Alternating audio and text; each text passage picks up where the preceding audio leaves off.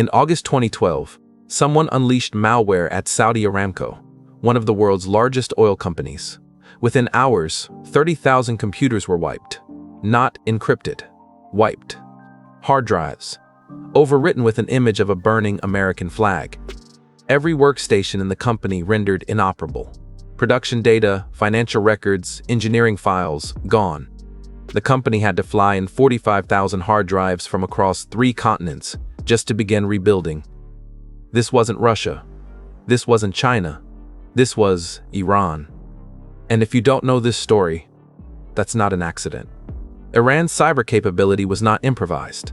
It developed rapidly after 2010, when Stuxnet, a joint US-Israeli cyber weapon, destroyed roughly 1/5 of Iran's nuclear centrifuges. The Iranian government drew a direct lesson. Cyber attacks are a legitimate instrument of national power, and Iran had just been on the receiving end of one. Investment in offensive cyber programs accelerated. IRGC, the Islamic Revolutionary Guard Corps, became the institutional home for much of this capability. Multiple threat actor groups now operate under or adjacent to IRGC direction. The West calls them by names like APT-33, APT-34, APT-35, and Charming Kitten. These are not loosely affiliated hacktivists. They are state intelligence assets. The Shamoon attack on Saudi Aramco was claimed by a group calling itself the Cutting Sword of Justice, a cover identity.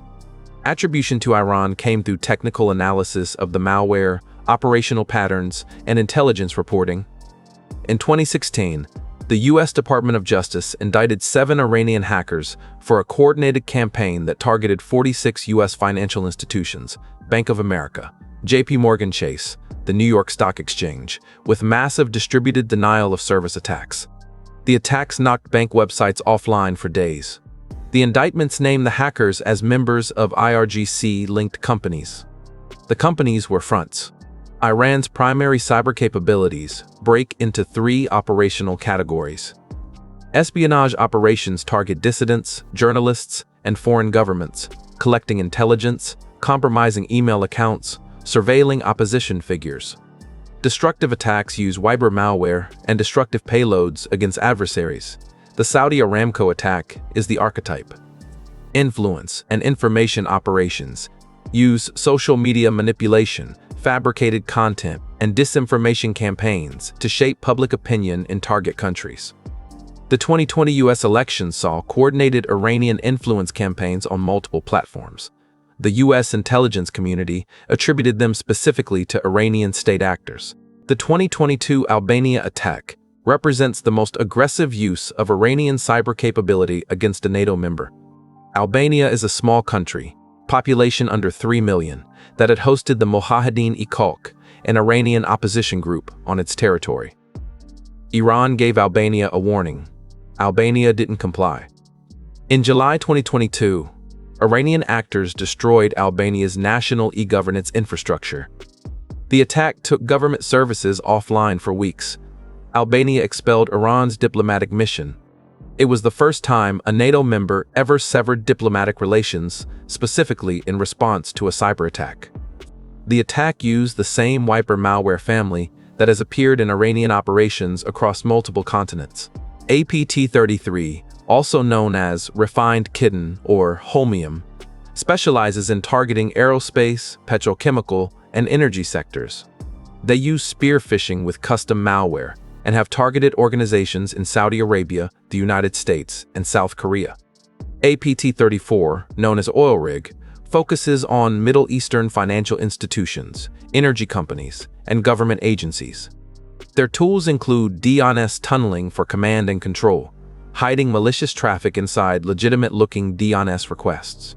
APT-35, known as Charming Kitten, focuses on human targets, journalists, academics, human rights activists, and government officials in the US, UK, and Israel. They run elaborate social engineering campaigns using fake personas sustained over weeks. US Cyber Command has taken an increasingly active posture toward Iranian cyber operations. The doctrine of persistent engagement, conducting continuous offensive operations in adversary networks to impose costs and disrupt operations before they reach U.S. systems, has been applied to Iranian infrastructure. In 2019, reported U.S. cyber operations targeted Iranian intelligence servers and rocket launch systems following the downing of a U.S. drone. The operations were conducted below the threshold of armed conflict, but made clear that offensive cyber capability works in both directions. Iran has adapted by diversifying its command and control infrastructure and using intermediary contractors rather than direct IRGC operations. Critical infrastructure operators in the U.S. have received specific CISA guidance about Iranian threat actors since 2020. Iranian groups have demonstrated capability to access industrial control systems, the operational technology that runs power plants, water treatment facilities, and manufacturing. A 2021 incident at the Oldsmar, Florida, water treatment plant, where an attacker briefly increased sodium hydroxide levels to dangerous concentrations, was initially attributed to Iran before being reclassified as a remote access security failure. Regardless of attribution, the incident demonstrated that water infrastructure is accessible to capable adversaries. The media coverage asymmetry is worth examining. Russian cyber operations generate sustained Western media coverage: SolarWinds, Colonial Pipeline, election interference. Chinese operations generate policy-level attention: APT-41, Volt Typhoon, technology theft. Iranian operations of equivalent destructive scale receive a fraction of the coverage. The Shamoon attack on Saudi Aramco was among the most destructive cyber attacks in history by any measure. It received significant coverage in 2012 and then largely disappeared from public discourse. Understanding Iran as a serious cyber power requires going to the primary technical sources: CISA advisories, DOJ indictments, cybersecurity firm, threat intelligence reports, rather than waiting for the news cycle. Iran's cyber program was forged in a specific crucible. Stuxnet showed them that software can destroy physical infrastructure. Sanctions showed them that conventional retaliation is economically costly.